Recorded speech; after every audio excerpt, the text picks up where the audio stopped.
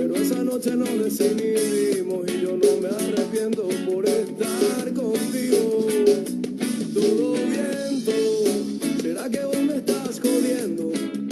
Quisiera que esto no sea cierto, te la estás llevando demasiado alto, todo viento. Sé que le tienes miedo al tiempo y yo me robo un beso en su recuerdo cada vez que bebo, cada vez que puedo, cada vez que bebo, cada vez que puedo, cada vez que bebo, cada vez que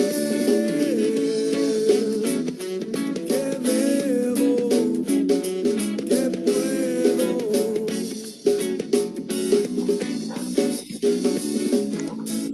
¿Qué vas a hacer, mujer? ¿Vas a perder? No sé, yo he de sentirme extraño. Ya me creía sano y vos lo sabes muy bien. La suerte es como es, a mí me toca el verso y a vos te toca un beso. Todo viento, ¿será que vos me estás jodiendo? Quisiera que esto no sea cierto, te la estás llevando demasiado alto, todo viento.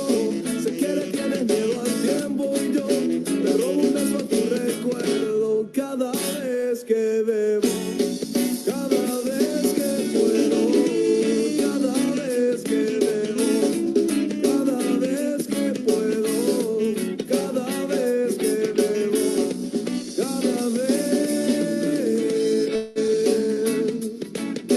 que puedo.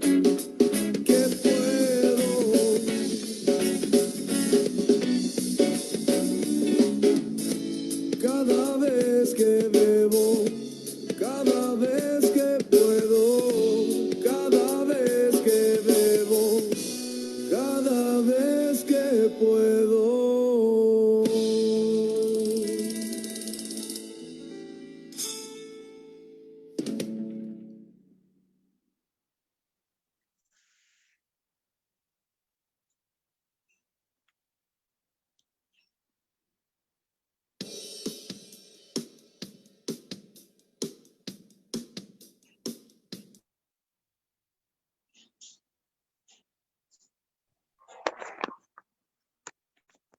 Buenas noches a todos.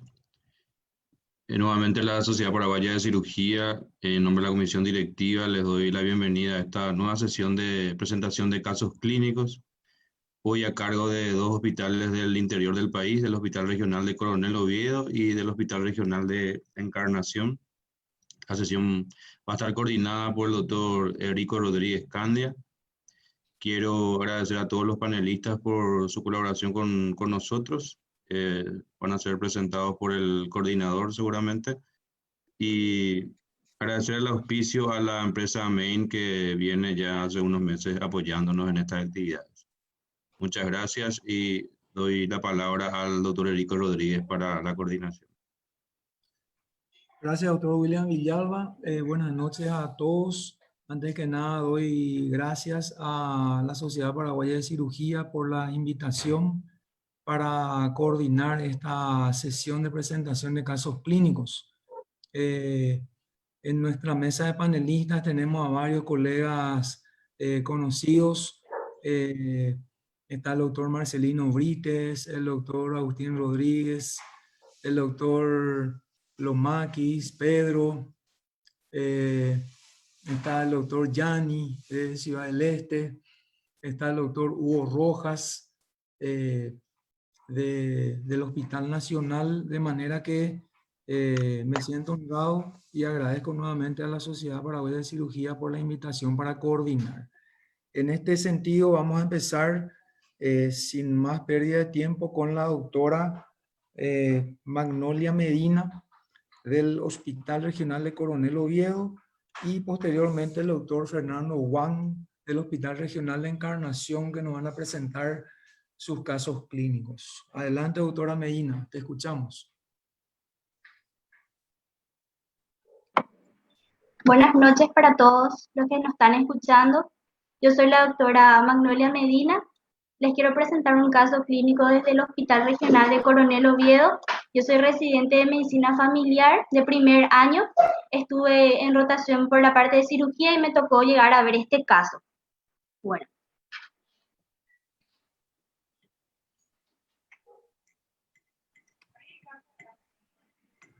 Nuestra paciente de sexo femenino, 21 años de edad, Estado Civil Unida, procedente de la localidad de San José de los Arroyos, consulta a un centro de salud de su comunidad por presentar dolor abdominal. Antecedentes de la enfermedad actual: el dolor abdominal de 7 días de evolución, que se localizaba en la región del hipogastrio, de tipo cólico, de inicio brusco, de intensidad moderada, continuo, que cedía parcialmente con la ingesta de los medicamentos comunes. No supo referir el nombre en el momento del interrogatorio. Se acompañó de náuseas, vómitos de contenido alimenticio aproximadamente 4 veces al día. 24 horas antes del ingreso, este dolor se intensifica y se extiende a ambos flancos. También se agrega el cuadro sangrado por vagina de aproximadamente 500 ml. Los hábitos fisiológicos en ese momento: diuresis positiva, catarsis y flatos negativos. Dentro de sus antecedentes patológicos personales, encontramos que fue posoperada de apendicectomía hace 7 meses.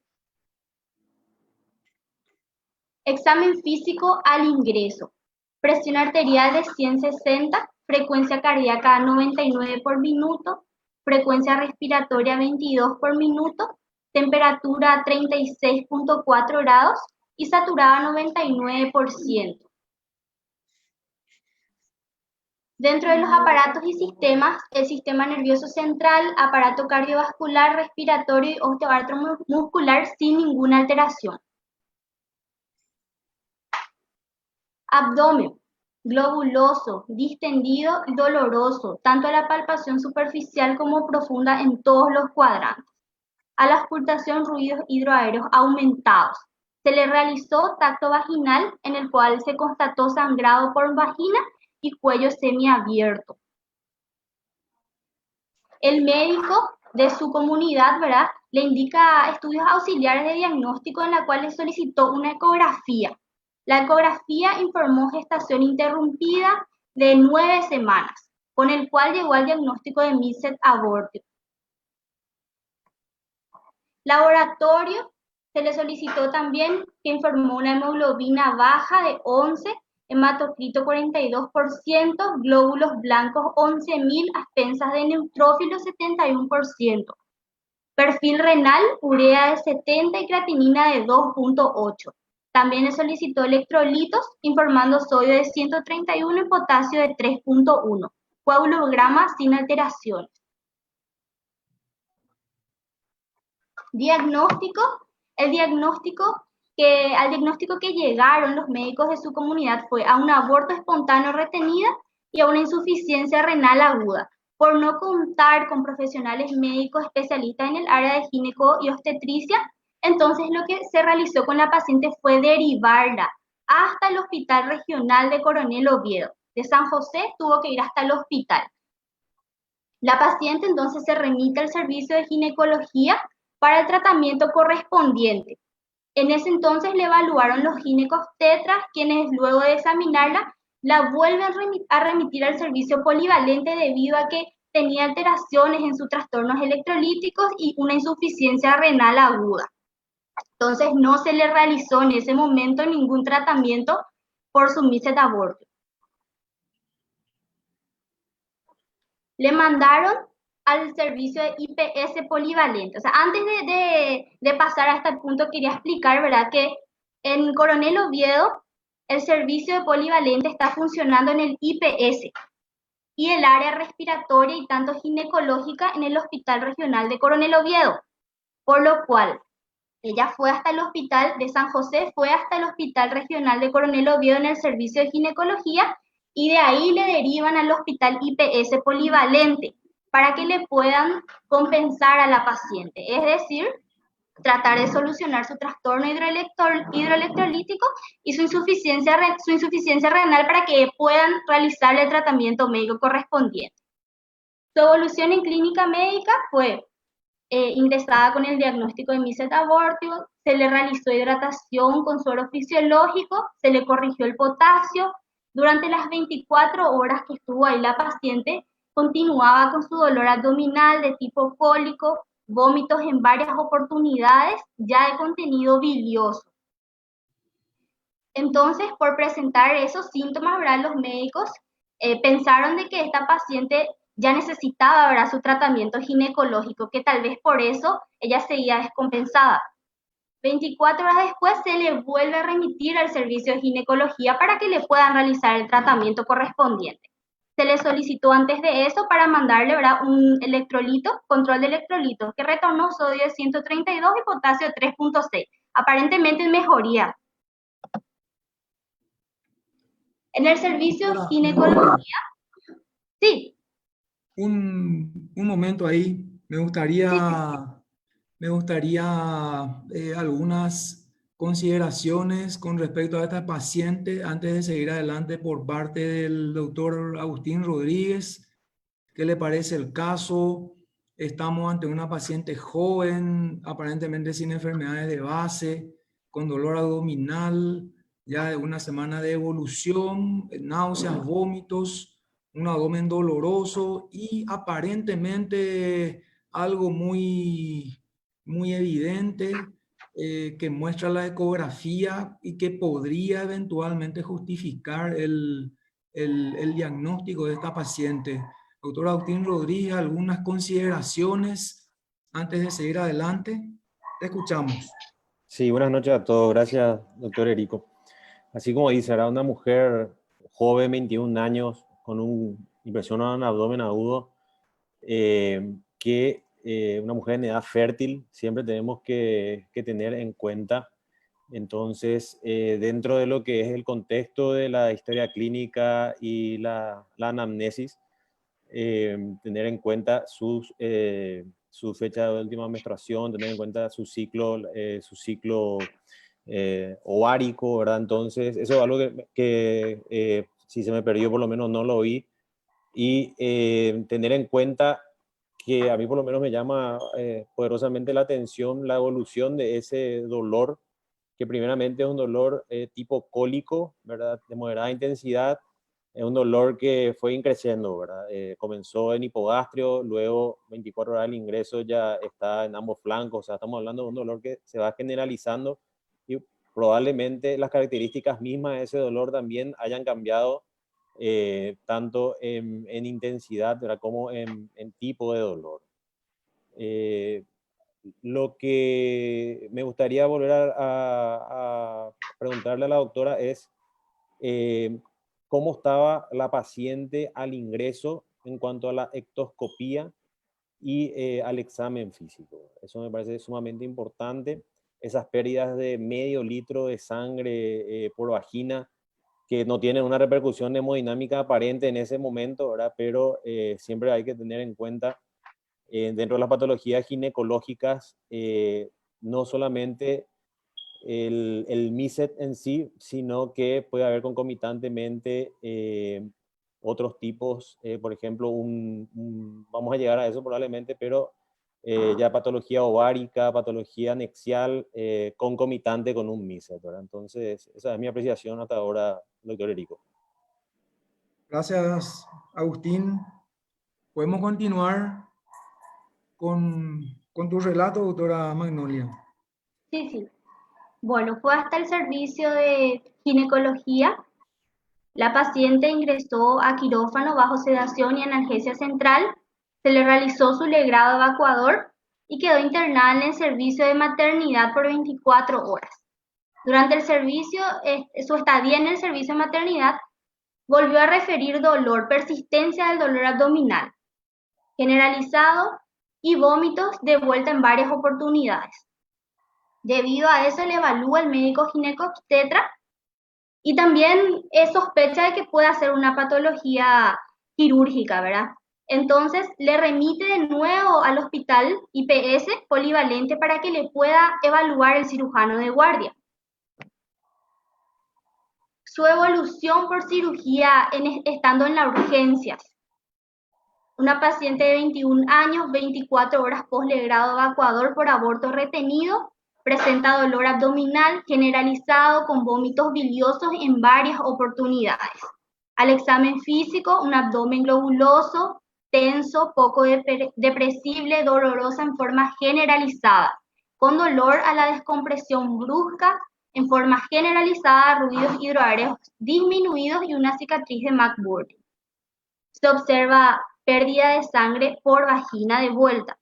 El médico de guardia le solicitó laboratorio completo, hemograma, urea, creatinina, electrolitos, coagulograma y una radiografía, y solicita su internación.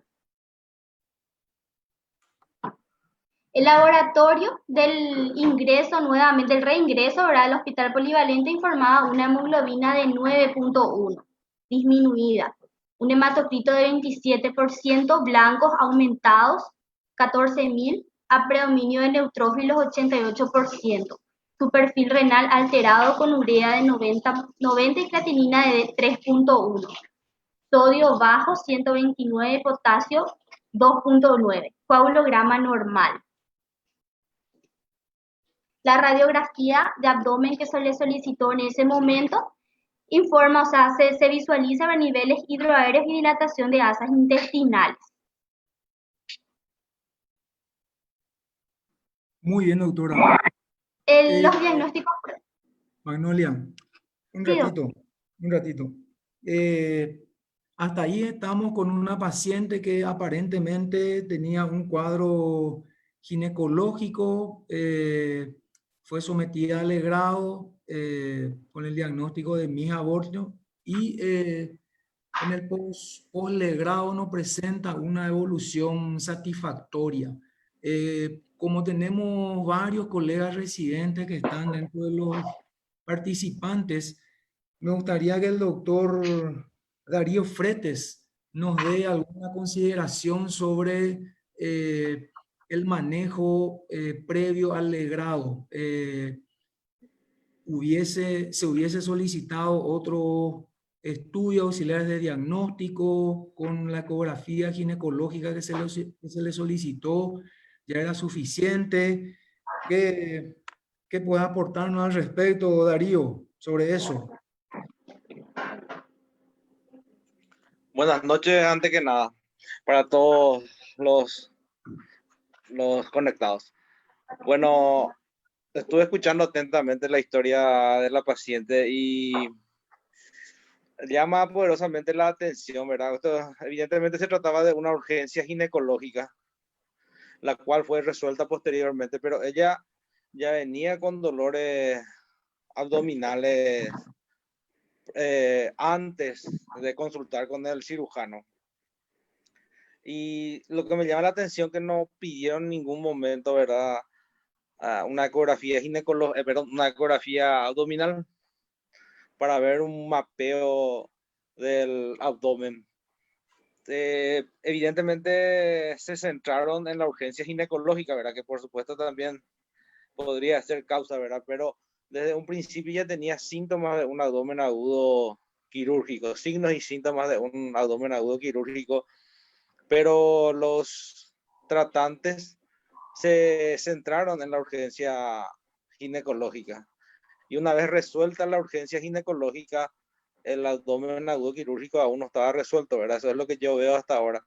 Lo que yo hubiese solicitado también antes es una ecografía abdominal. Excelente, Darío. Te escuchamos, Magnolia. Seguimos con tu relato.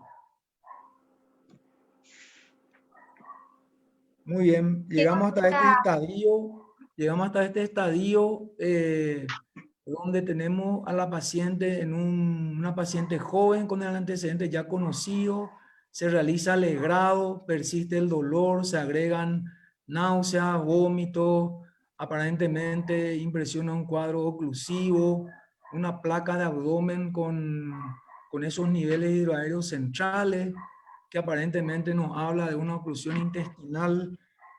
¿Qué comentarios puede hacernos al respecto? Doctor Diego Fleitas, bienvenido y queremos escucharte hasta este punto antes de escuchar lo que los colegas hicieron con la paciente, siempre teniendo en cuenta de que estamos con muchos participantes que son colegas residentes y el objetivo es que todos salgamos ganando de la presentación de los casos. Te escuchamos, Diego. Un saludo cordial para cada uno de ustedes. Sí, una de las cosas que me llama la atención es que estamos ante un síndrome de Calais. El síndrome de la calecita, ¿verdad? Que llega al servicio de cirugía, ve que hay cuestiones ginecológicas y rápidamente les mandan a ginecología, ¿verdad? Porque aparenta más algo ginecológico que algo quirúrgico. Y entre las cosas que llaman la atención es que la semiología habla de dolor y distensión abdominal. Cuando tenemos dolor abdominal y distensión, eso me hace creer que hay algún tipo de líquido dentro de la cavidad abdominal. Por lo tanto, creo que del enfoque que tenemos que ver es si existe o no existe el líquido en la cavidad. Para eso, la ecografía creo que hubiese sido un método importantísimo en esa evaluación, antes de seguir con el bicicleteo, ¿verdad? Y con el cuadro ya que continúa posterior al legrado, no queda otro que tomar quizás ya una conducta un poco más agresiva de parte de los cirujanos. Yo particularmente propondría ahora una cirugía teniendo en cuenta que la paciente joven dentro de todo está con una hemodinamia estable, porque en ningún momento hubo una alteración hemodinámica, hemoglobina 11, pero ahora sí estamos frente a un cuadro evidentemente agudo quirúrgico, ¿verdad? 14.000 de blanco, dolor que no sé, y yo evidentemente creo que como la gran mayoría de mis colegas vamos a optar por ya ser un poco más agresivo y optaría por una laparoscopía exploradora en este caso. Gracias, Diego Fleitas, doctor Diego Fleitas. Ahora sí, Magnolia, te escuchamos. ¿Cómo se manejó el caso? ¿Le pidieron algún otro estudio, la conducta? Te escuchamos. Bueno, se le internó a la paciente en sala de internados de cirugía, fue evaluada durante la recorrida médica por el médico de guardia. Se observa una paciente ya con sonda nasogástrica, vesical, abdomen distendido, al examen físico mucosas secas, taquipneica, con signos vitales de presión arterial 160, pulso 110 por minuto, frecuencia respiratoria 24 por minuto, orina oscura en bolsa colectora. Al visualizar y al realizar el examen físico de la paciente se constata que la sonda nasogástrica no se encontraba en el estómago. Se procede a la reinstalación y se drena ya líquido fecaloide abundante por la sonda de aproximadamente 800 ml. El abdomen sigue distendido, doloroso a la palpación en todos los cuadrantes y a la auscultación ruidos hidroaéreos disminuidos. Los diagnósticos planteados fueron peritonitis generalizada. También se llegó a sospechar de una perforación intestinal poslegrado, deshidratación severa, insuficiencia renal aguda y desequilibrios hidroelectrolíticos como hipopotasemia e hiponatremia. El tratamiento realizado en ese momento fue nada vía oral, control de signos vitales estricto, sonda nasogástrica al declive, sonda vesical en permanencia. Se le procedió a la hidratación con suero fisiológico, 1000 ml más una ampolla de cloruro de potasio a 60 por minuto. Se le realizó una carga con suero fisiológico de 2 litros antes de entrar a la laparotomía exploradora. Y se le inició su antibiótico, ceftriaxona más metronidazol, su omeprazol como protector gástrico. Una vez ya indicada la conducta quirúrgica, ingresa a quirófano, se le realiza su anestesia raquídea, la laparotomía exploradora. Magnolia, sí. Entonces, para ponernos de acuerdo, el diagnóstico prequirúrgico fue de un cuadro oclusivo alto. Una peritonitis generalizada. Una peritonitis fue. Perfecto, excelente. Te seguimos escuchando. La técnica realizada, incisión mediana supra-para-infraumbilical. Se procedió a la apertura de la pared por la línea alba. Al abrir se constata gran distensión de asas delgadas, apelotonamiento en fosa ilíaca derecha. Se procedió a visualizar los anexos útero y anexos normales sin ninguna alteración. Al despegar las adherencias se constatan perforaciones intestinales, 4 perforaciones intestinales. La más proximal estuvo a 2 metros de la unión ileocecal y la más distal a 50 centímetros de la unión ileocecal. Y 2 perforaciones más que estaban a 40 centímetros unas de otras. Se localiza una brida a la pared posterior y el sitio de transición a 30 centímetros de la unión ileocecal. El ilion terminal estaba de calibre muy disminuido y sin contenido. Se procedió a la liberación de la brida estrangulante y se realizó sutura de las perforaciones con Vicryl 3.0.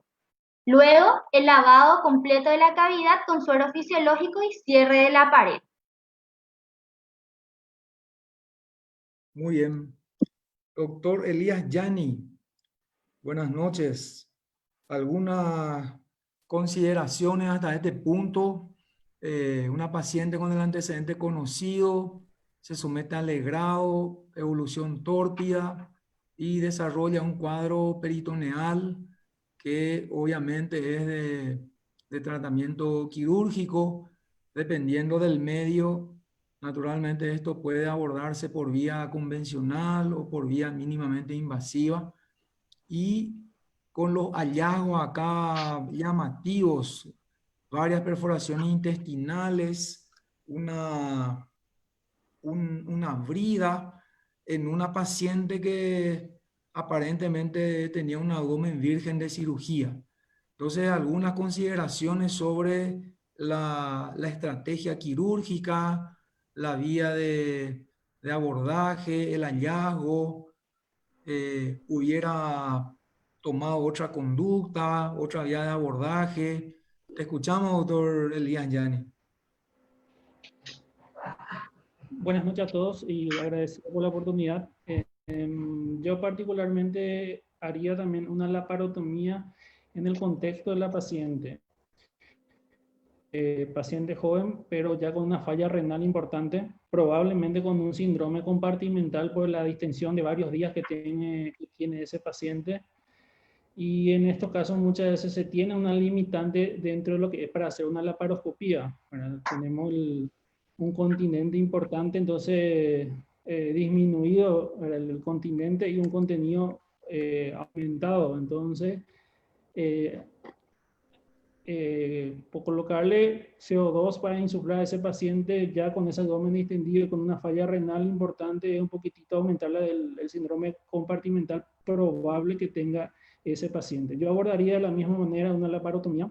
Estaba indicado en la paciente. Y lo que dijo el doctor Frete, probablemente una ecografía unos días antes podía ayudar también, ¿verdad? Con la presencia de líquido. Lo raro es las 4 perforaciones en diferentes partes del intestino delgado, ¿verdad? Posteriormente yo creo que hay que estudiar que no sea un Crohn porque es raro, 4 perforaciones muy, muy distantes unas de otras. Gracias, doctor Yani. Doctor Hugo Rojas, algunas consideraciones sobre las causas de estas perforaciones. El doctor Yani habló de enfermedad de Crohn, de por ahí uno podría pensar en una tuberculosis intestinal. ¿Qué impresión te causa estos hallazgos intraoperatorios, doctor Hugo Rojas? Sí, muchas gracias por la consideración. Aquí, antes de opinar al respecto, me parece a mí que esta paciente presentaba ya un abdomen peritoneal en un tiempo muy temprano. A lo mejor hacer la ecografía y la laparoscopía, inclusive antes del legrado, hubiera sido, dependiendo del resultado de la ecografía, importante. Ella ya venía con un cuadro inflamatorio, en este momento ya está en un cuadro séptico, en el momento que hizo la laparotomía, donde coincido con el doctor, que ya la laparoscopía a lo mejor podría estar un poquito en el límite de la tolerancia de la paciente. Y el tema de la tuberculosis generalmente produce más afectación en el ileón terminal. Y esto es en varias partes. Lo que sí podríamos pensar en una enfermedad de Crohn, hay que investigar con la historia, los antecedentes. Lo que he visto que está haciendo la técnica es cómo está comportado, ¿no? Para poder pensar en el legado que pudo haber generado una operación. Y ella tiene una cirugía previa, tengo entendido, la apendicectomía, unas 3 semanas antes nada más. También puede ser la causa de esa cirugía, ya sea del inicio de la brida o de alguna perforación. Excelente, Hugo. Agustín Rodríguez pidió la palabra. Te escuchamos, Agustín, antes de seguir. Sí, la verdad que yo disiento un poquitito el tema de la laparoscopía en este momento, porque yo sinceramente creo que esta paciente fue una paciente que tuvo una mala preparación prequirúrgica desde el inicio del cuadro, porque ella lleva un cuadro arrastrado de 7 días de evolución. Habla de náuseas, vómitos, al principio tenía los ruidos aumentados, que en la historia no sería bueno saber si eran ruidos de lucha probablemente, y ella persiste con los vómitos, ella persiste, tuvo pérdida sanguínea, es decir, que está en una deshidratación importante, y esa insuficiencia renal podría deberse a ser una insuficiencia prerrenal, ¿verdad? Por deshidratación. Habría sido bueno medir la presión intraabdominal, ¿verdad? A través de la vejiga, de manera realmente, con eso sí podríamos decir si estaba lleno de una hipertensión abdominal o un síndrome compartimental abdominal, y en ese caso evaluar el abordaje, ¿verdad? Por supuesto, no hay que cerrarse a la laparotomía, pero así como operamos los pacientes obesos, ¿verdad? Que tienen una restricción importante de la presión intraabdominal, sin que por ello la laparoscopía esté contraindicada. Entonces, solamente eso. Yo creo que la preparación, como estamos con muchos residentes, es importante la preparación preoperatoria de esta paciente, ¿verdad? Y creo que ahí un poco corto es lo que se hizo para mejorar esa situación. Nada más. Gracias, Agustín. Doctor José Andrade, ¿alguna consideración? ¿Qué tal? Buenas noches a todos. Gracias, doctor Erico. Muy interesante el caso. Quería decir lo siguiente. Aparentemente la paciente estuvo con un dolor cólico o sea, su primer diagnóstico fue dolor abdominal de tipo cólico aparentemente, luego se llega al diagnóstico del aborto y considerando su antecedente de apendicectomía previa, a lo mejor estaba ya con un cuadro de una obstrucción intestinal debido a la apendicectomía, y a eso se suma el cuadro del aborto, ¿verdad? Creo que el hallazgo quirúrgico, estoy de acuerdo que tenía que operarse, lo hubiese pedido a Milasa Lipasa antes, que no vi entre los laboratorios, ¿verdad? Como diagnóstico diferencial habría que considerar una pancreatitis, ¿verdad?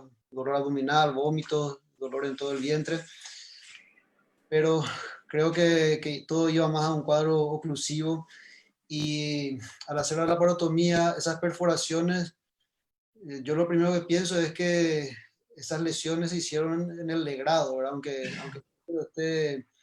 esté sin ninguna lesión aparente, pueden ser lesiones puntiformes del útero. El útero es más que nada muscular, acaba de ser legrado, entonces a lo mejor no se pueden ver las lesiones, y esa podría ser la primera causa de las perforaciones intestinales, ¿verdad? Aparte, tampoco sabemos si antes de ir al sanatorio o al hospital se hizo ella algún procedimiento extrahospitalario, ¿verdad? Que haya causado todo esto. Eso quería decir. Gracias. Gracias, José. Doctor Marcelino Brites, tengo entendido que vos estuviste, Marcelino, en su cirugía, ¿sí? Sí, yo soy parte del equipo, por eso estaba escuchando atentamente la opinión de los colegas. Bien, Marcelino. Quiero aclarar algunos detalles. Disculpa que te interrumpo un Yo tenía ratito. antecedentes de apendicectomía 7 meses antes. En ese permiso me acuerdo.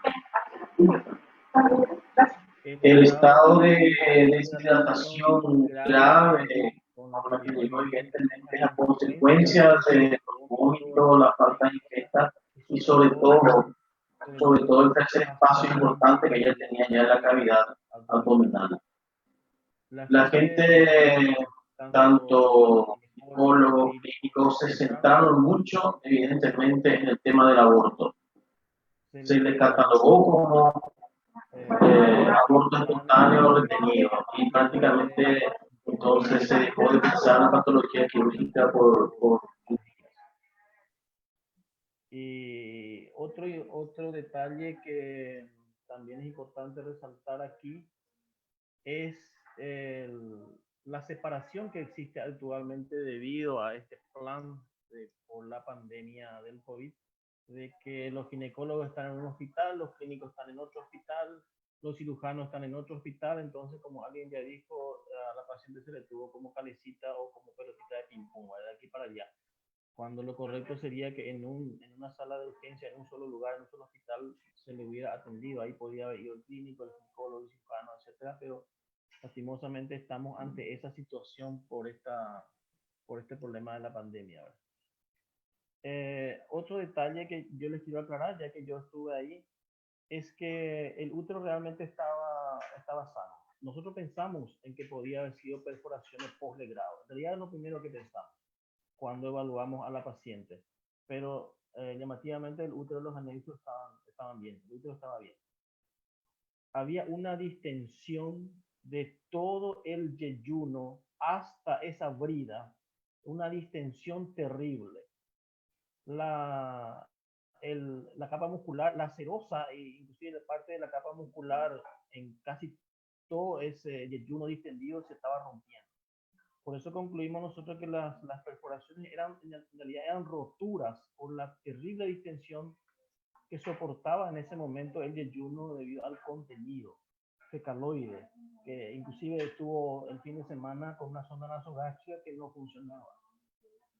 Y el íleon, que quedaba apenas 30 centímetros prácticamente de íleon terminal, estaba tan fino como si fuera mi dedo prácticamente, ¿verdad? Y vacío. Al liberar esa brida, obviamente empieza a funcionar. La cuestión aquí es que las perforaciones estaban distantes unas de otras en realidad, y en un momento dado se pensó en hacer una resección intestinal incluyendo a todas las perforaciones, pero con eso prácticamente se iba a resecar prácticamente casi 2 metros de íleon. Y entonces en ese momento se decidió realizar la sutura de las perforaciones con el riesgo y con el temor también, ya que había una distensión muy importante de todo el yeyuno y el íleon. Entonces alguien dirá, ¿por qué no resecaron? Bueno, eso también me gustaría escuchar la opinión de los colegas, a ver si se hubieran hecho una resección o hubieran también suturado, así como lo hicimos nosotros. Afortunadamente, como van a ver ustedes, parece que tomamos la decisión acertada. Gracias, doctor Marcelino Brites. Muy importante lo que menciona, porque vos estuviste ahí en la cancha. Probablemente es muy distinto. Yo siempre sostengo esto, es muy distinto opinar de un caso como estamos haciendo nosotros desde la gradería, por decirlo así, y opinar habiendo estado ahí en la cancha. Sobre lo que dijo el doctor Marcelino Brites, el doctor Pedro Lomakis, ¿alguna consideración o alguna pregunta de repente que se le quiera hacer al doctor Marcelino Brites? Te escuchamos, Pedro. Buenas noches a todos. Gracias por la invitación. Le agradezco a la Sociedad Paraguaya de Cirugía por integrar en este grupo. No fue una paciente fácil. Se tardó mucho para llegar a un procedimiento que fue la laparotomía. En cuanto a tu pregunta, resecar 2 metros de intestino en una paciente joven no es fácil de manejar después. Ese intestino que probablemente no sabemos cuántos centímetros va a quedar. En este caso hicieron una sutura primaria de las perforaciones. Lo que quería saber es si no estaba necrosado, esas asas, cuántos centímetros tenía esas diástasis que tenía en el momento en que encontraron esas lesiones, doctor Marcelino.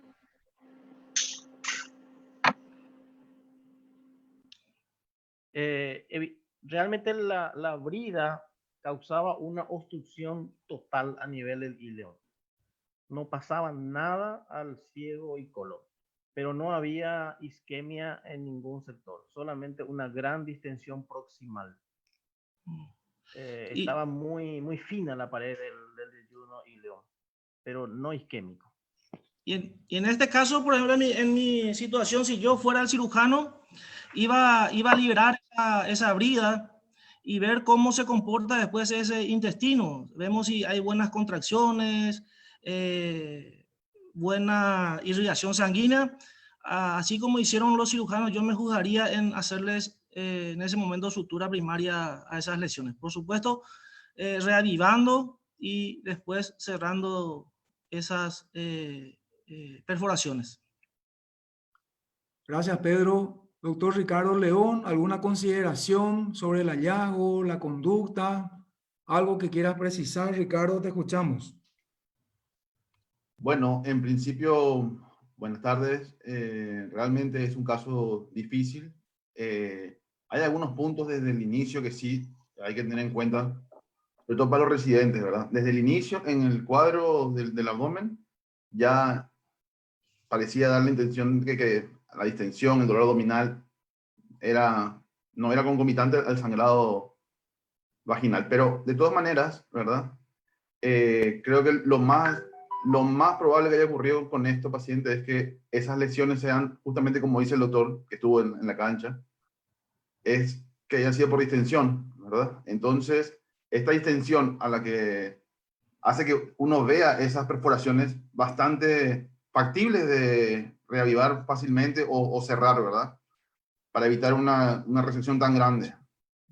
Porque al no encontrar la fibrina propia de una peritonitis o de un proceso inflamatorio que pueda dar pie a un fracaso de la sutura primaria, yo supongo que por eso también no es una mala opción la que vieron ellos, antes de justamente hacer unas 2 o por lo menos 3 resecciones intestinales, ¿verdad?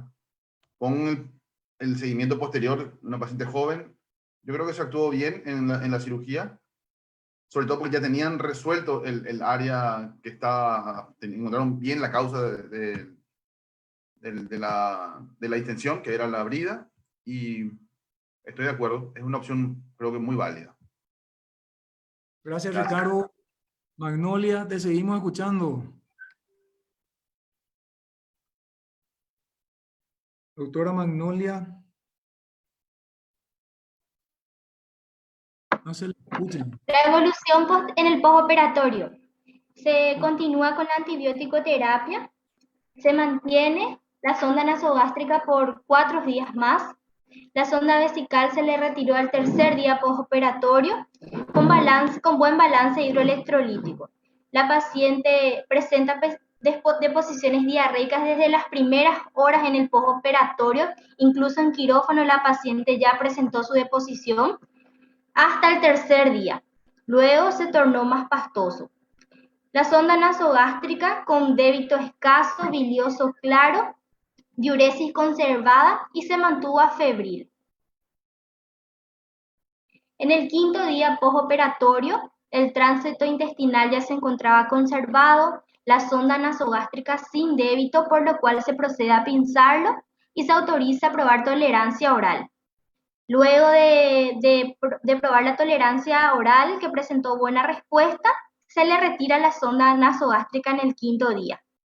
Ya llegado al octavo día postoperatorio, la paciente con buena tolerancia oral, tránsito intestinal conservado, afebril durante todo su postoperatorio, y se le da de alta a la paciente.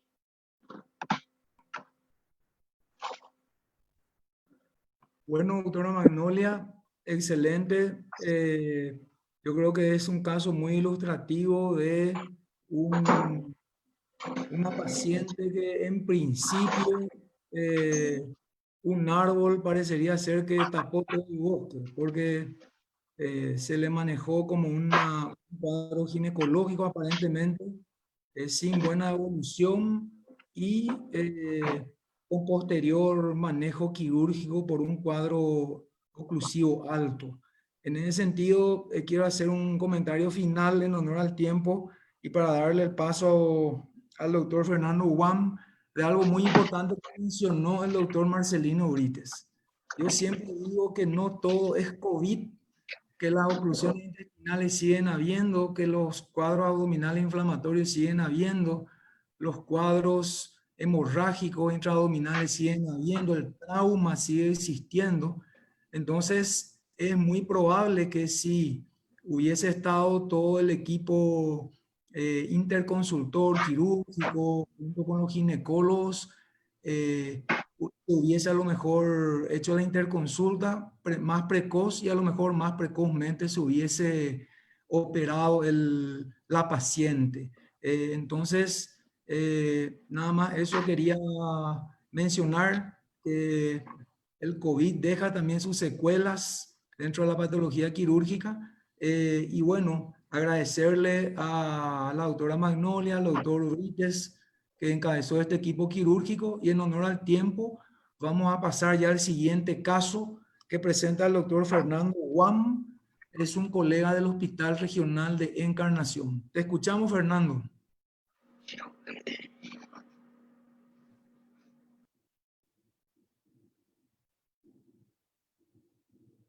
Doctor Fernando Guam, ¿nos escuchás? Buenas tardes a todos. ¿Se ve mi pantalla? Se ve. Te escuchamos, Fernando. Adelante. Bueno. Si puede darle una presentación. Sí, ahí está. Buenas tardes a todos. Yo soy el doctor Fernando Guam, médico residente del Servicio de Cirugía General del Hospital Regional de Encarnación. Antes que nada, agradecerle a mi jefa de servicio, a la doctora Mónica Viet y al doctor Fernando Martínez por darme esta oportunidad grande de poder presentar este caso clínico ante la sociedad. Bueno, yo le voy a hablar de una urgencia quirúrgica, de un caso clínico que me llegó a la urgencia de un paciente con iniciales GC de 45 años de edad, un paciente casado procedente de barrio San Isidro de Encarnación. El motivo de consulta de ese paciente fue por deposiciones sanguinolentas, ¿sí? Con respecto a al antecedente de la enfermedad actual, es un cuadro de 24 horas de evolución de deposiciones líquidas, vinosas, fétidas, mezcladas con coágulos de sangre en 4 oportunidades, en gran cantidad, acompañado de mareo, de náusea, pero sin vómito.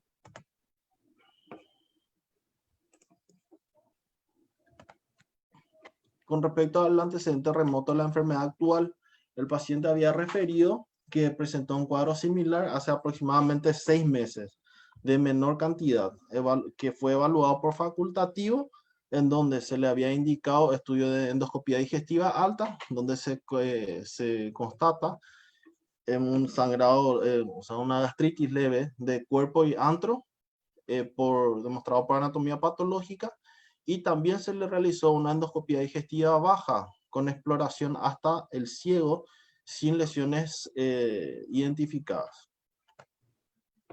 Con respecto al examen físico, el paciente había llegado al servicio lúcido, colaborador, orientado, de fase ansiosa, y en quien llamaba la atención la palidez marcada de piel y mucosa.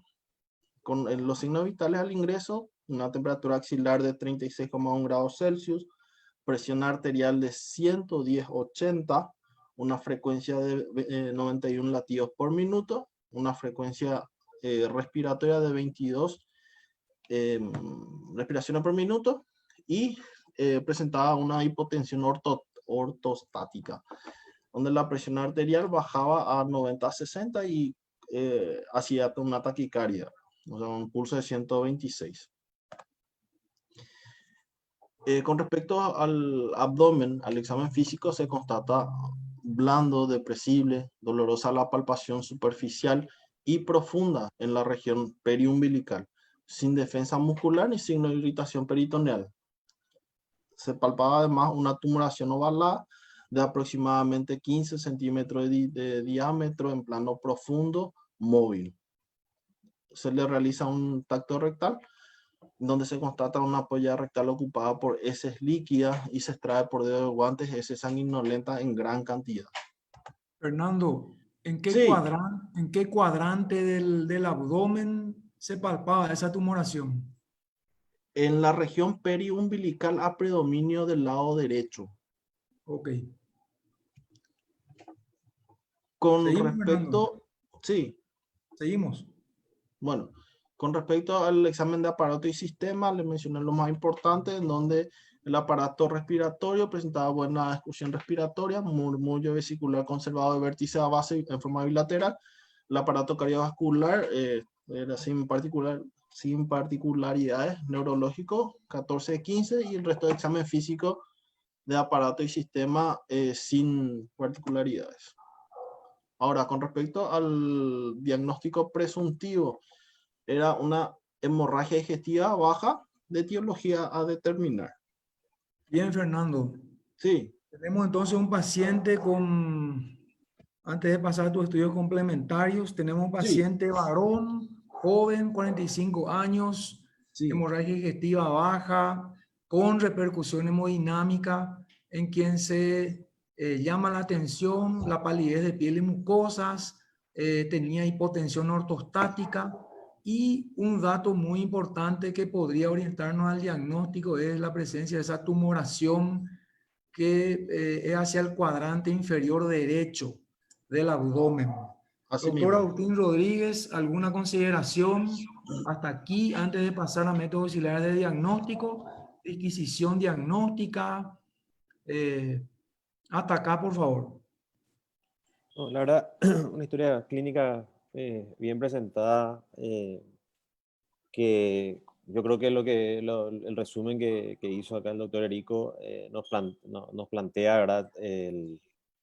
Perfectamente un cuadro de una hemorragia digestiva que por lo menos tiene, si bien acá siempre pensando en los residentes, ¿verdad? La dividimos a veces en leve, moderada, severa, ¿verdad? Ya habla de una repercusión hemodinámica, hipotensión ortostática, palidez, ¿verdad? O sea, son signos sistémicos que nos hablan de que hay antecedente importante de pérdida de sangre. Lo que quisiera saber respecto a esa tumoración, decía en plano profundo móvil, quería saber si esa tumoración era dolorosa, un poco más hablar sobre la característica de la tumoración, porque son varias los ítems cuando tenemos que describir un tumor, ¿verdad? Más todavía si es palpable. En cuanto a disquisición, todavía yo creo que pensando en una hemorragia digestiva baja, es decir, por debajo del ángulo del ángulo de Treitz, ¿verdad? Tenemos que, y si es móvil, a mí me haría pensar sobre todo en alguna patología del intestino delgado. Eso yo creo que es algo que hay que tener en cuenta. Si no hubiese ese sangrado y encontramos también una tumoración móvil, periumbilical o flanco derecho, o ilíaca derecha, podríamos pensar también en tumoraciones del mesenterio, ¿verdad? Entonces, tenemos que tener esas disquisiciones hechas. Nada más por ahora, doctor Erico. Excelente, Agustín. Seguimos, estamos un poquitito atrasados, pero seguimos, Fernando. Bueno, con respecto a la pregunta que hizo el doctor Agustín Rodríguez, sí, era una tumoración palpable, móvil, a predominio del lado derecho de la región periumbilical, ¿sí? Pero no, el paciente no se dejaba palpar, o sea, no se le podía examinar muy bien justamente por el dolor excesivo que tenía, pero sí se palpaba una masa bastante bien delimitada. Bueno, con respecto al diagnóstico presuntivo, una hemorragia digestiva baja de etiología de determinar. Nosotros le solicitamos su estudio complementario, en donde se constata el ingreso, un glóbulos rojos de 1.520.000, una hemoglobina de 3.7 nada más. un hematócrito de 11, glóbulos blancos de 12.840, plaquetas de 291.000 prácticamente, un TP de 75, un perfil hepático dentro del rango, su perfil renal estaba ligeramente aumentado, tanto su urea como su creatinina, y los electrolitos dentro del rango. Los estudios complementarios imagenológicos no se le solicitó por cuestiones, o sea, por factores técnicos y económicos, ¿verdad? Bien, Fernando. Sí. Una consideración para el doctor Darío Fretes. Una cuestión importante también en nuestro sistema de salud, que no importa si sea el interior o la capital del país o las ciudades cabeceras, adolecemos de severos déficits logísticos. Imagínense un hospital cabecera como Encarnación no contaba, o sea, o no cuenta con estudios por imágenes. Entonces, probablemente los colegas tuvieron que hacer malabarismos con este paciente. Hasta acá, doctor Darío Fretes, teniendo en cuenta los antecedentes, este laboratorio que nos habla de una anemia probablemente crónica, agudizada, y ante la no disponibilidad de métodos por imágenes. En este caso, idealmente le solicitaría algún estudio por imagen propiamente dicho, teniendo en cuenta que encontramos una tumoración, ya sea una ecografía, una placa de abdomen de pie, una tomografía, tomografía simple, tomografía con contraste. Imagínate, Darío, que estamos en un medio que tenemos todo. Siempre como que esto sea algo didáctico y enfocado a nuestros colegas más jóvenes que son los residentes. Te escuchamos, Darío. Sí, bueno, en el contexto de este paciente, si es que es como vos decís, Erico, si es que estamos en un hospital donde tenemos todo, ¿verdad? Lo más interesante sería una tomografía con contraste. Si es que estamos en un hospital donde tenemos todo, pero este paciente no se encontraba en un hospital donde tenían todo, sino que solamente la semiología y la pericia de los colegas que le estaban atendiendo, ¿verdad? ¿Qué esperamos encontrar en esa tomografía contrastada, Darío? Por eso que... Y como el hallazgo semiológico de los colegas es una tumoración, ¿no? El hallazgo semiológico es una tumoración por debajo del ombligo. Es identificar dónde se encuentra localizado, o de si es de intestino o no es de intestino, si es de pared, o si es retroperitoneal, o si es peritoneal, o si es como dijeron del mesenterio, también dijeron otros colegas. Con la tomografía ya tendríamos un panorama más detallado de la localización y de la etiología de ese tumor. Porque si es intestinal, probablemente la causa de la hemorragia está localizado a ese nivel. Gracias, Darío. Doctor Diego Fleitas, vos que sos lugareño ahí de Encarnación, ¿qué estudios por imágenes le pediría a este paciente? ¿Se justifica la imagen? No, de acuerdo al cuadro clínico. Te escuchamos, Diego. Sí, evidentemente estamos ante otra víctima del coronavirus, ¿verdad? Porque este paciente tiene un antecedente ya de 6 meses. Es decir, estamos hablando de que este problema comenzó probablemente a finales de febrero, donde ya se le estaba realizando estudios donde salió negativo, ¿verdad? La endoscopía negativa, la colonoscopía negativa, entonces estamos ante una hemorragia de origen oscuro también, como algunos le llaman, y tenemos que optimizar estudios.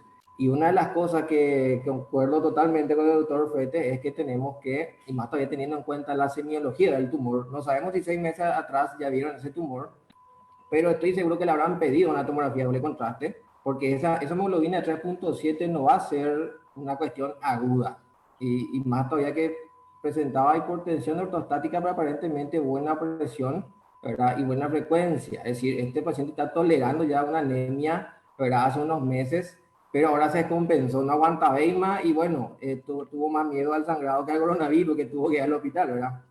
Solamente que en el hospital, en la época de pandemia, hay una realidad, ¿verdad?, bastante difícil.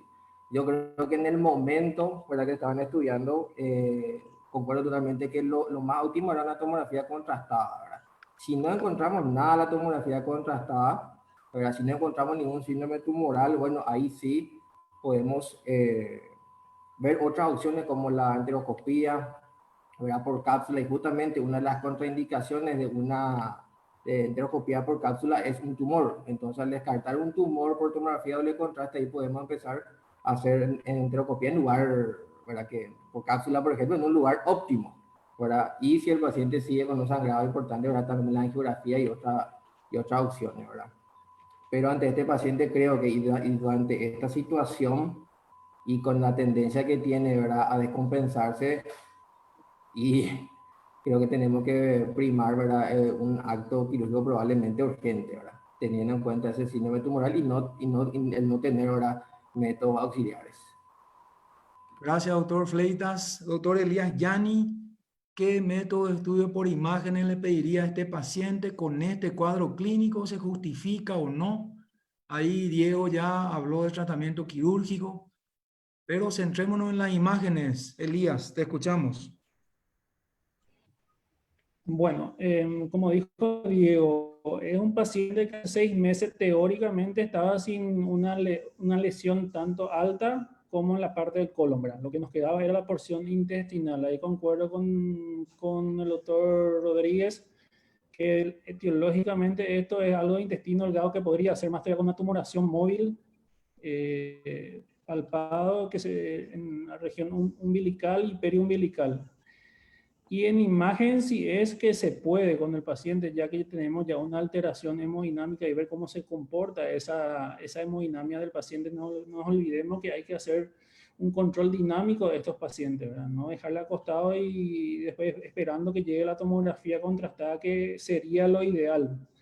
Pero hay que hacer una cuestión dinámica de la hemodinamia del paciente que ya está alterada.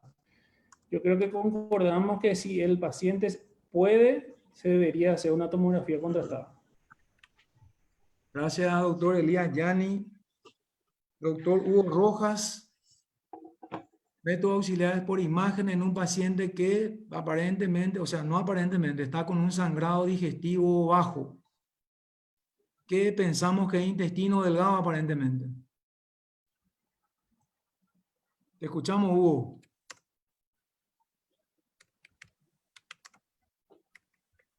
Tenemos algunos avances con este paciente ya, que se hizo una endoscopía digestiva alta que no mostró sangrado alguno y una colonoscopía que dio negativo.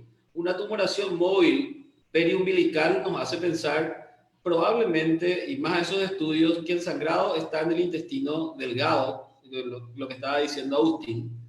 Entonces, un paciente tan delicado con una hemoglobina de 3.7, para mí es una relativa urgencia solucionar el problema y probablemente esté en esa tumoración el problema. Una ecografía con algún Doppler, si es que se tiene en una urgencia, a lo mejor no puede localizar esa tumoración en el intestino delgado o si esa tumoración no tiene nada que ver en el intestino delgado. Si nos localiza en el intestino delgado, ya nos da una posibilidad de entrar a solucionar ese problema, ¿verdad? Estaríamos pensando en un linfoma, en un carcinoma o en un sarcoma que pueden provocar estos sangrados en intestino delgado. Entonces, si tuviera, haría una tomografía con contraste que me daría una localización. Si el sangrado es continuo, una arteriografía, si tuviera la posibilidad. Pero si no cuento con nada de eso, a lo mejor una ecografía con Doppler ya es suficiente para ayudarme antes de entrar a hacer una laparotomía o laparoscopía y resecar esa tumoración que probablemente sea la causa del sangrado. Gracias, Hugo. Doctor José Andrada, misma pregunta. ¿Qué imágenes optaría por pedir en este paciente? Yo creo que la tomografía con contraste sería el estudio ideal, con contraste intravenoso, sería el estudio ideal, pero se ve acá que su perfil renal tampoco es óptimo, está afectado el riñón, está con la creatinina elevada, la urea también, lo cual eso ya limita el estudio ideal. Y también una arteriografía en caso de una sospecha de sangrado activo que tal vez pueda solucionar el problema. Esa hemoglobina tan baja habla de un sangrado ya crónico, por eso el paciente toleraba bastante bien, con lo cual creo que primero habría que optimizarle y luego hacer la tomografía con contraste si se puede. También concuerdo que la patología probablemente esté en el intestino delgado, acordarse del divertículo de Meckel o un tumor intestinal, ya sea un GIST, un carcinoma, que podrían estar sangrando. Tumor de mesenterio creo que no difícilmente produzca una hemorragia digestiva, pero creo que si es que no tenemos ni una prueba de imagen, yo le prepararía al paciente para cirugía, transfusión, mejorar la función renal y hacer una laparotomía exploradora. Gracias. Gracias, José. Doctor Marcelino Brites, misma pregunta. Idealmente, ¿qué pediría si estuviera con este paciente? Te escuchamos, Marcelino. Y antes que nada hay que compensar a este paciente, ¿verdad? Porque realmente está muy mal. Antes que pedir estudios, yo lo que haría es transfundirle inmediatamente, tratar de optimizar un poco. Y yo concuerdo que estamos ante patología del intestino delgado probablemente, y no descarto que sea divertículo de Meckel, ¿verdad? Que puede producir sangrado. En realidad 45 años es mucho, pero no se descarta. Y cuando el paciente esté compensado, la función renal está normal, así que me permite hacer una tomografía con contraste para tener un panorama antes de entrar a la cirugía. Después de esa tomografía probablemente sí voy a operarle. Gracias, Marcelino. Doctor Pedro Lomakis, misma pregunta, imágenes en este paciente. ¿Le pide, no le pide? Y si le pide, ¿qué le pedí, Pedro? Te escuchamos.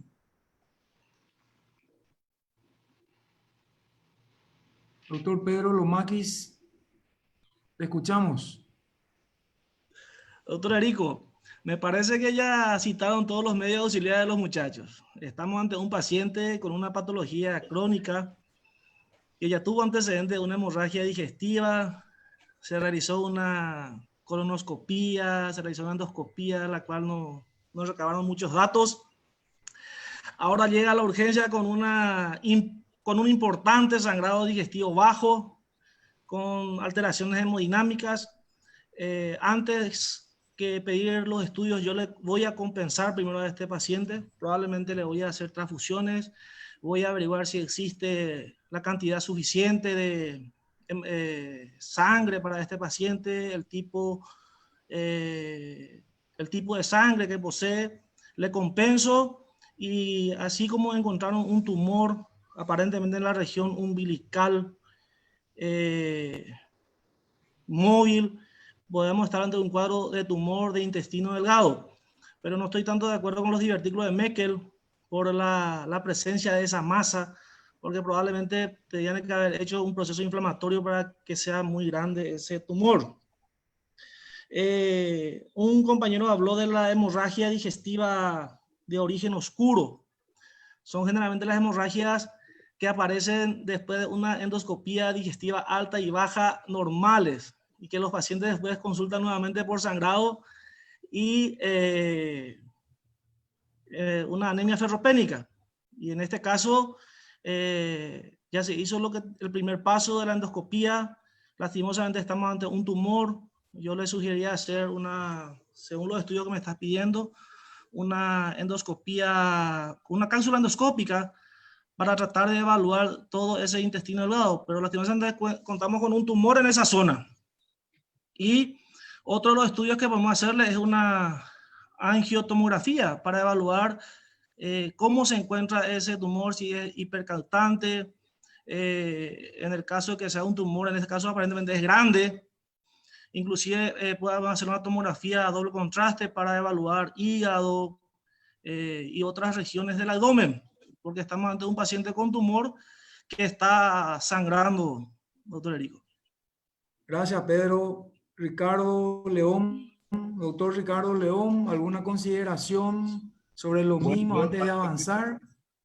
Básicamente concuerdo con todo, pero quisiera nomás decir a los residentes que están viendo, ¿verdad?, que ante un cuadro de un sangrado oscuro, ¿verdad?, teniendo la endoscopía digestiva alta y baja negativas, sepan que existe la opción de hacer una cápsula endoscópica, no para este caso ni ahora cuando está sangrando ya en la urgencia, sino en los 6 meses que estuvo en su casa, ¿verdad?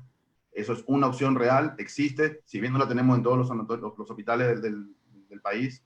El sistema tiene muchos problemas en ese sentido, pero que sepan que es una opción, ¿verdad? Y también concuerdo que es muy probablemente un tumor del delgado. Nada más. Gracias, Ricardo. Agustín Rodríguez, algo antes de avanzar, pidió la palabra. Sí, solamente para complementar lo que dijo el doctor Lomaki, era que la angiotomografía tiene un lugar sumamente importante ahora en el sangrado digestivo, y no solamente por el hecho de que puede mostrarnos si la tumoración eventualmente es hipercaptante o no, sino porque detecta sangrado digestivo, ¿verdad? Entonces, con bajo flujo inclusive de sangrado. Entonces, ocupa un lugar importante ahora dentro del algoritmo diagnóstico de la hemorragia digestiva. Solamente eso. Gracias, Agustín. Fernando, seguimos. Bueno. ¿Qué hicieron con Entonces, este enfermo? Entonces el diagnóstico etiológico, una hemorragia digestiva baja de etiología a determinar, ¿sí? Ahora, el tratamiento propuesto al paciente se le hizo, así como mencionaron hace un rato, una estabilización del paciente, ¿verdad? Se le hizo su hidratación parenteral, doble vía, se le colocó una sonda nasogástrica en donde el débito que hubo era en pequeña cantidad de líquido claro, una sonda vesical para controlar su diuresis, y se le realizó, o sea, se le había indicado una transfusión de glóbulos rojos concentrados y una antibiótico terapia con ciprometro de aquel entonces. Ahora, ese paciente tuvo una evolución tórpida durante la transfusión de su tercer volumen de glóbulos rojos concentrados. Comenzó a hacer una hipotensión de 60 a 40, comenzó a aumentar su taquicardia, taquipnea, comenzó a estar estuporoso, por ende, o sea, y también se le realizó un laboratorio de control en donde la hemoglobina retorna solamente un valor de 3.5, a pesar de haberse transfundido ya 2 volúmenes y medio. Por ende se decide medidas urgentes de compensación hemodinámica y laparotomía. Ahora, entonces, el tratamiento realizado fue una laparotomía exploradora por una hemorragia digestiva baja descompensada. Ahora le voy a hablar de la técnica, que es lo que se hizo con ese paciente.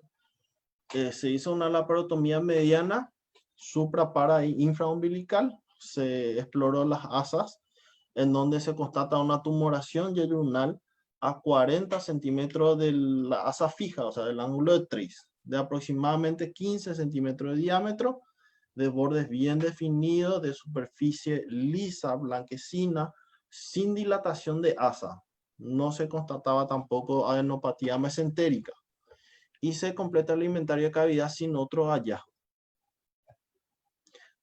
Ahora, ¿qué es lo que se hizo con esa tumoración? Se procedió a la resección intestinal, incluyendo el tumor, y se hizo una anastomosis término-terminal con micril 3.0 en 2 planos. Se hizo el plano 0 muscular y serosa.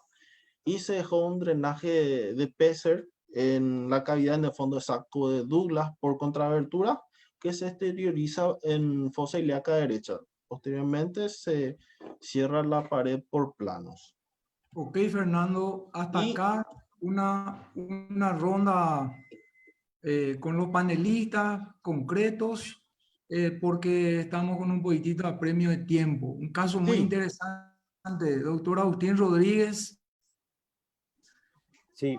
¿Alguna consideración sobre? Yo creo que estamos todos de acuerdo en que se tenía que operar en cuanto al hallazgo, lo que se realizó y alguna impresión diagnóstica si podemos tener, Agustín. No, totalmente de acuerdo con la decisión de operarlo, ¿verdad? Y en vista a lo hallado, a la ubicación, y ahí viendo ya la pieza operatoria que nos mostró Fernando, impresiona que un GIS, ¿verdad? Un tumor del estroma gastrointestinal, ¿verdad? Obviamente hay que hacerle estudio para confirmar eso, pero coincide perfectamente con la clínica del paciente, y yo le haría lo mismo exactamente, la resección y anastomosis. Así que me parece excelente la conducta. Doctor Darío Fretes. Sí, coincido totalmente con la conducta de los colegas y con diagnóstico presuntivo. Estábamos ya en esa tesitura, ¿verdad?, de que el tumor era el causante de la hemorragia y se confirmó con la laparotomía exploradora nuestro diagnóstico. Coincido. Gracias, Darío. Doctor Diego Fleitas, ¿alguna consideración al respecto? Sí, evidentemente la conducta es la ideal, más todavía en las situaciones que se encontraban, ¿verdad? Felicito, ¿verdad? Esta conducta, es lo óptimo ante una descompensación hemodinámica de ese grado. Y evidentemente la sospecha principal es el tumor de His. Quiero acotar nomás una situación particular. Tuvimos un caso parecido una vez en el Hospital Central IPS y donde el endoscopista agarró y cambió el endoscopio alto por un colonoscopio, y con ese colonoscopio pudo acceder hasta yeyuno y con eso diagnosticar una lesión sangrante, pero que era un divertículo con una angiodisplasia, ¿verdad? Solamente que hay ciertas tácticas también que los endoskopistas pueden utilizar en otros casos. Por este caso, por ejemplo, era quirúrgico de todo punto de vista, ¿verdad? Gracias, Diego. Doctor Elías Yani, ¿algún comentario, alguna acotación al respecto en esta fase de este paciente? Bueno, hay que felicitar al equipo quirúrgico porque tuvieron óptimos resultados.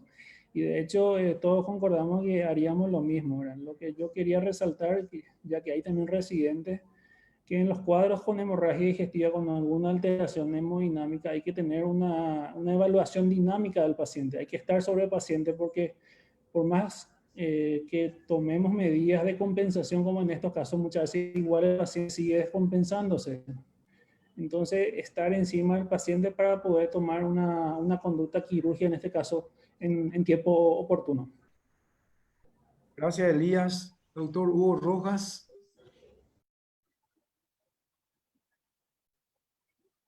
Hugo, ¿está ahí? ¿Alguna consideración al respecto antes de avanzar? Sí, nada más que felicitar al equipo, es una muy buena medida la que tomaron. Probablemente yo lo hubiera tomado un poco antes, ya con 3 de hemoglobina, transfundir y operarle ya. Y eso, ya las posibilidades diagnósticas que yo pensaba ya lo había dicho anteriormente. Gracias, Hugo. Doctor José Andrada, ¿algún comentario? Felicidades al equipo, excelente, ya creo que se dijo todo. Doctor Brites, ¿algún comentario?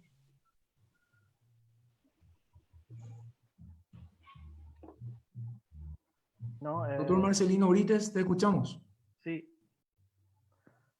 Yo creo que es muy acertada la conducta, muy interesante también el caso. Es importante esa toma de decisión cuando el paciente descompensa de vuelta, sin duda entra en el quirófano ahora, por lo cual me resta felicitar al equipo quirúrgico. Doctor Pedro Lomakis, ¿algún comentario? Sí, estuvo excelente la decisión de los compañeros en intervenirle a este señor.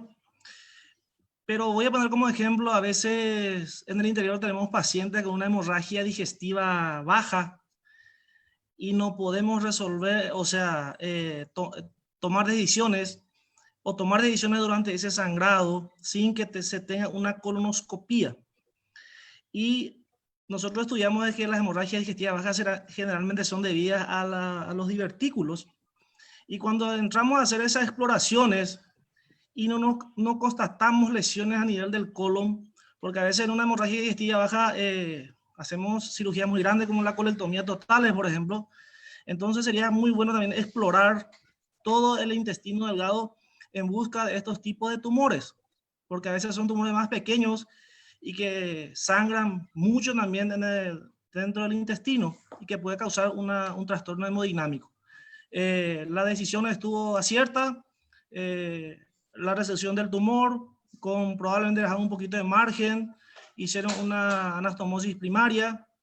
En estos casos probablemente es lo único que podemos hacer y de repente hacer unas pequeñas exploraciones en evaluar el hígado, el vaso, lo que sea, en busca de otros tumores que de repente podría tener este paciente. Gracias, doctor. Doctor Ricardo León, ¿alguna consideración antes de avanzar? Nada más que felicitar al equipo, creo que se hizo lo que se tenía que hacer, es lo correcto y una buena evolución. Estoy de acuerdo. Nada más. Gracias, Ricardo. Seguimos, Fernando, con tu relato.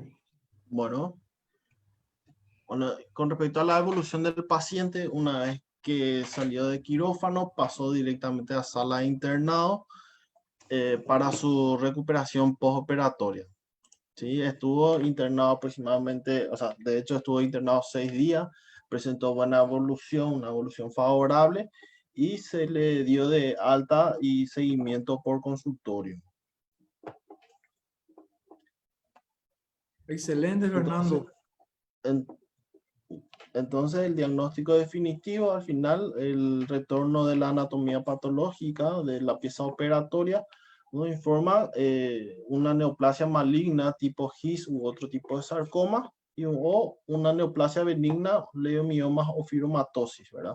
Y que habían sugerido un estudio inmunohistoquímico para poder definir eso. Este es el informe de anatomía patológica, en donde dice tumoración periumbilical, resección, corte histológico. Acá es esta parte la más importante, donde dice podría corresponder a neoplasia maligna tipo GIS, lo que le había mencionado. Y eso es todo. Bueno, gracias, Fernando. Gracias a todos los colegas panelistas. Yo creo que escuchamos dos casos de difícil abordaje desde el punto de vista diagnóstico, sumado también a eso la escasez de recursos en el sentido de métodos auxiliares de diagnóstico, la dispersión de todo el equipo de especialistas con este tema del COVID, y pudieron resolver de manera expeditiva dos casos bastante complicados que perfectamente pudieron haber fallecido eventualmente. De este último caso, lo que quiero señalar también que el equipo previamente tuvo en la evolución de este paciente el buen tino de en un momento dado pedirle un estudio endoscópico alto y bajo, porque eso prácticamente descartó, ¿verdad?, que causas grandes a nivel digestivo superior y colónico pudieran ser responsables del cuadro de la hemorragia digestiva. Y la decisión de operar, hicieron bien, a pesar de la anemia del paciente, la anastomosis funcionó, porque pueden haber dehiscencias también en estos pacientes severamente anémicos y chocados.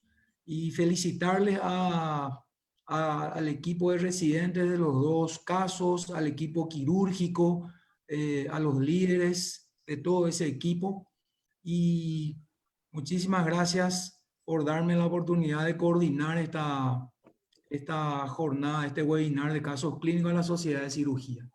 Le cedo la palabra al doctor William Villalba.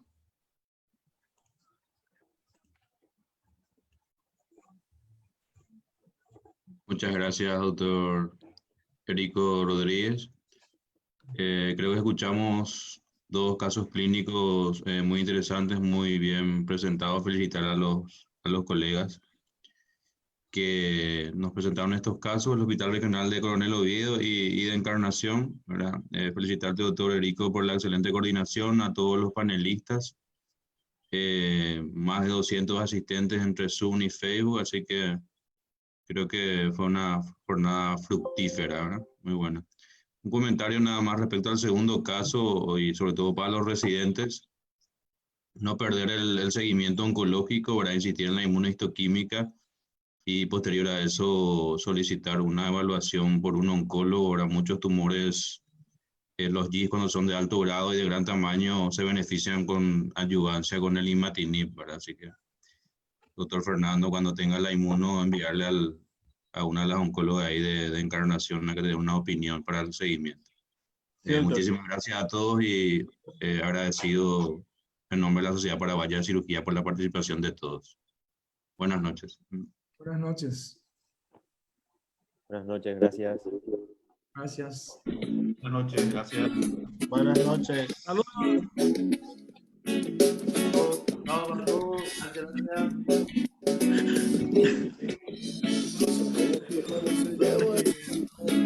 Gracias. desierto, todo viento. Decir que me quieres pero no puedes, bajar la intensidad de los viernes. Después de 2 copas ya nada importa, mujer. No sé si fue la birra o si fue el vino, pero esa noche nos desinhibimos y yo no me arrepiento por estar contigo. Todo viento, ¿será que vos me estás jodiendo? Quisiera que esto no sea cierto, te la estás llevando demasiado alto. Todo viento, sé que le tienes miedo al tiempo y yo le robo un beso a su recuerdo cada vez que bebo.